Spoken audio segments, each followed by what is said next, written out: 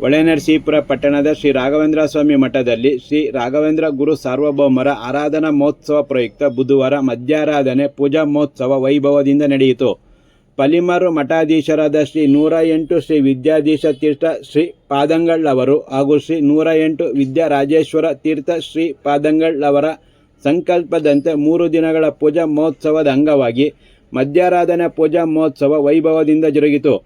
ಬುಧವಾರ ಮುಂಜಾನೆ ಬ್ರಾಹ್ಮಿ ಮುಹೂರ್ತದಲ್ಲಿ ಮಹಿಳಾ ಹರಿದಾಸ ಸಂಘದವರಿಂದ ಸುಪ್ರಭಾತ ಸೇವೆ, 108 ಲೀಟರ್ ಹಾಲಿನ ಅಭಿಷೇಕ, ವಿಶೇಷ ಪಂಚಾಮೃತ ಅಭಿಷೇಕ, ವಿಶೇಷ ಅಲಂಕಾರ, ಕೋಟೆ ರಥಬೀದಿಯಲ್ಲಿ ಉತ್ಸವ, ಭಜನೆ, ಮಹಾಮಂಗಳಾರತಿ, ತೀರ್ಥ ಶ್ರೀ ಗುರುರಾಯರ ಅನುಗ್ರಹ ಮಂತ್ರಾಕ್ಷತೆ ವಿತರಿಸಲಾಯಿತು.